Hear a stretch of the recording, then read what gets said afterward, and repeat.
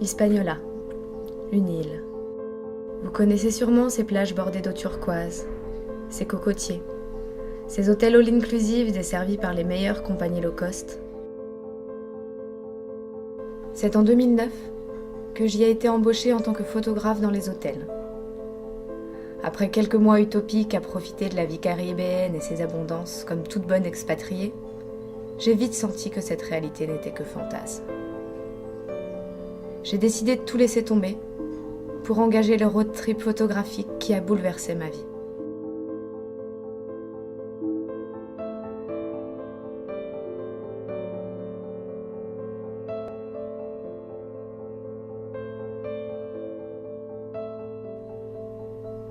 Ce n'est pas seulement une île paradisiaque que j'y ai découvert, mais deux pays, deux peuples, les Dominicains et les Haïtiens. Une histoire commune, mais deux destins bien différents.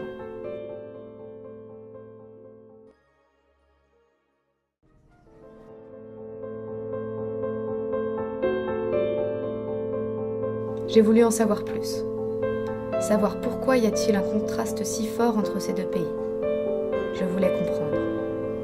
C'est pourquoi j'ai décidé de monter une équipe de production et de réaliser mon premier film documentaire. Ensemble, nous sommes partis rencontrer ces peuples pour qu'ils nous racontent leur histoire et nous parlent de leur quotidien.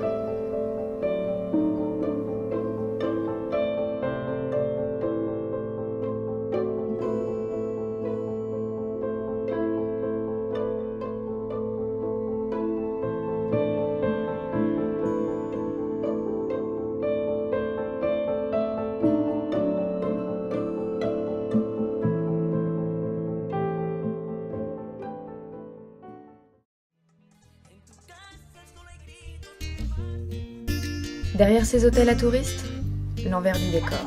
Il suffit de franchir une rue pour être confronté à la réalité du quotidien des Dominicains.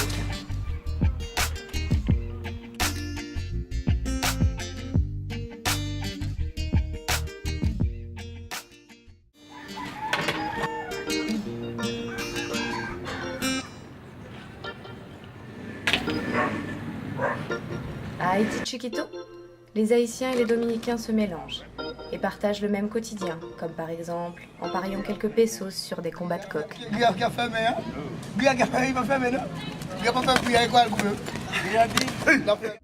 Agriculture, tourisme, industrie du bâtiment, commerce. Ils reçoivent des salaires dérisoires et sont soumis à des conditions de travail que la plupart des Dominicains ne sont pas prêts à accepter. J'ai presque 13 ans que je vis ici. Moi, je vois des choses. Mais des fois, on n'a pas d'autre choix, vous comprenez, parce que Haïti est plus pauvre, c'est pire. C'est pour ça qu'on est ici.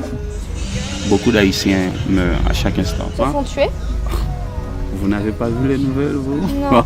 Vous n'avez pas de télé Non, chez vous? parle-moi de ça. En mettant un Haïtien viole une personne, ou vole quelque chose, ou tue une personne. À cause de cet Haïtien qui a fait cette délit dans ce quartier, tous les Haïtiens doivent laisser le quartier. Tu comprends? Ils sont plus safe ici que Port-au-Prince.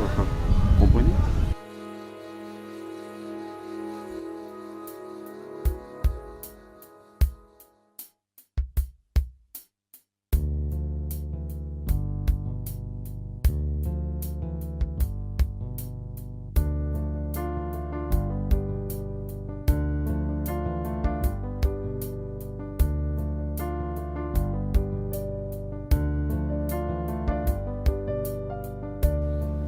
Saint-Domingue, capitale de la République dominicaine appelée Santo Domingo, est la première ville du Nouveau Monde, classée au patrimoine mondial de l'UNESCO.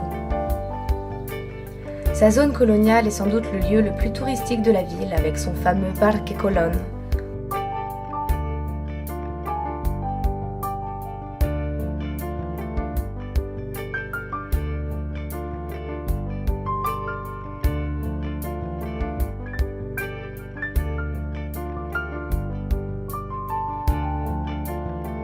Saint-Domingue est une capitale en plein développement économique, où se mélangent quartiers résidentiels, maisons de luxe et quartiers populaires.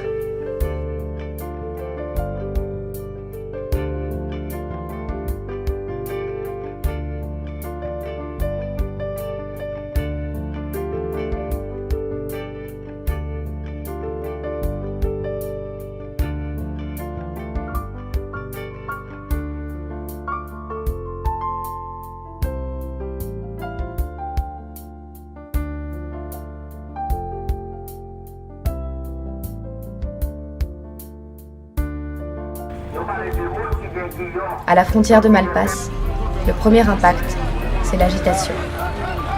Vendeurs ambulants, camions, échange de marchandises, tout bouge.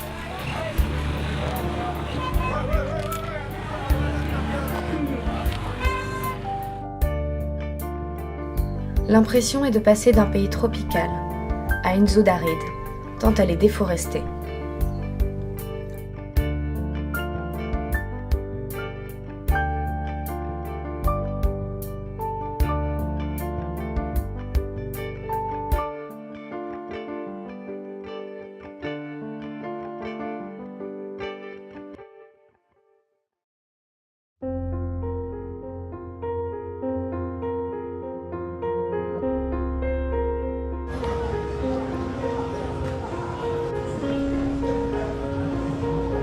Haïti a un PIB annuel de 6 milliards de dollars, tandis que la République dominicaine a un PIB 10 fois supérieur, avec une population équivalente.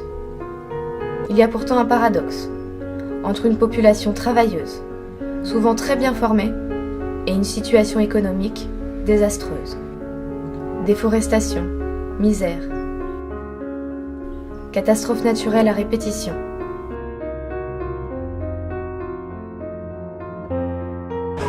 Toutes les maisons se sont renversées comme ça. Et là, je me suis réfugié là où il n'y a pas d'arbres et de maisons. C'est là que je commence à voir des personnes qui sortent de leur maison tout nues, ou même tout blanc, avec de la poussière. Et je me suis dit, là, ça c'est un tremblement de terre. Et on a perdu plus de 300 000 frères et sœurs quand même. L'État haïtien ne fait rien pour les personnes qui ont été victimes du tremblement de terre. Haïti était autrefois appelée perle des Antilles. Aujourd'hui, elle est considérée comme le pays le plus pauvre de l'hémisphère occidental. Après des années de dictature, de politiques corrompues, incapables d'établir une stabilité économique, les Haïtiens se sentent complètement abandonnés. Nous vivons de la pauvreté la plus abjecte, la plus extrême. Dans mon pays, je ne peux pas vivre. Je n'ai rien à régler. Je n'ai pas de travail. Je n'ai rien à faire. Et j'ai des enfants. Des gens se lèvent, ils ne savent pas quoi manger. La vie chère. Taux de croissance réduit à 1%. La famille haïtienne n'a pas qu'à vivre. Il y a $1 américain. C'est la catastrophe. Il n'y a rien en Haïti. Il n'y a rien qui fonctionne. Depuis 1804, vive Jean-Jacques Dessalines, les impérialistes américains, français et les Anglais, pas d'accord de demander ça Haïti. C'est le premier peuple noir qui défiait l'Occident, qui parlait des droits de l'homme, qui parlait de l'économie socialiste. Comme ce sont des nègres, l'Occident est bafoué. Les coupions, les classes politiques, depuis 1804, il y a 200 ans, sans vision politique, sans projet. Il n'y a pas jamais résoudre le problème masse populaire. Parce que marchons toujours dans la Cité Soleil, dans Bel Air. Et il nous dit qu'il faut faire rupture à la politique néolibérale. Il faut changer l'autre des choses. Et tous les gens de masse, les classes moyennes, les universités, les professionnels, voilà les projets de l'Occident. Détruire tout ça, nous avons complicité à des gens qui passent au pouvoir déjà. Qui est le monde qui finance l'élection, c'est la bourgeoisie. Même les gens qui votent sur la forme. C'est des projets capitalistes américains qui passent. Les politiciens en Haïti n'ont pas de vision pour Haïti. Ils financent des projets bidons, des projets qui n'entrent pas dans l'investissement. Ce discours noir, ce discours socialiste qui veut notre société.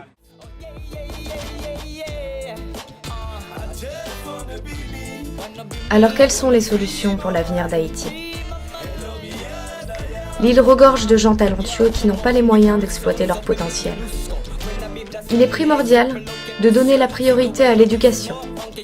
Pas moins de 70% de la population est analphabète et 500 000 enfants n'ont pas les moyens d'aller à l'école. Cette crise donne une occasion unique de construire une ville. Il ne s'agit pas seulement de faire couler du béton, mais de cultiver un savoir-faire haïtien. Reboiser Haïti. L'ancienne perle des Antilles compte moins de 2% de couverture végétale, ce qui pourrait mener à une désertification du pays. Créer un programme de reboisement permettrait de régénérer l'environnement et fournirait du travail à des milliers d'Haïtiens. Promouvoir le retour à la terre. Il faut les inciter, par l'intermédiaire d'un programme d'aide agricole et de formation, à retourner à la campagne et à cultiver leurs terres. Il faut distribuer des semences aux agriculteurs. pour assurer la sécurité alimentaire du pays. Attirer les touristes. Avec ses superbes plages, sa riche culture et son peuple accueillant, Haïti pourrait devenir une destination touristique de premier choix. Cela créerait de l'emploi et permettrait de développer des infrastructures dont tous les Haïtiens ont besoin. Il y a des solutions pour qu'Haïti retrouve son surnom de perle des Antilles.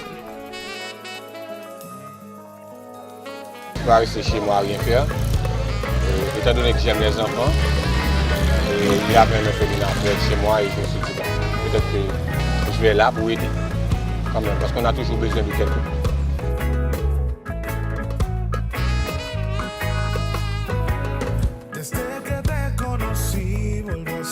Ils ont besoin de notre amour. Et avec notre amour, ils vont avoir tout ce qu'il y a dans la vie. Parce que ces enfants-là, ils sont abandonnés. On ne peut pas les laisser tout seuls.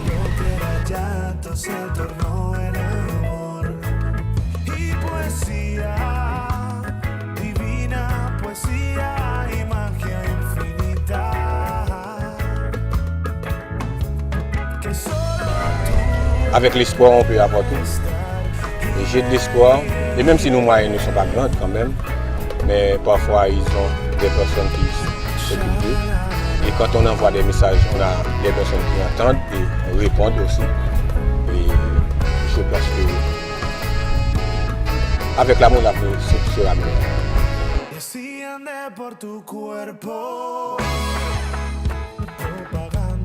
Besos en un sencillo gesto.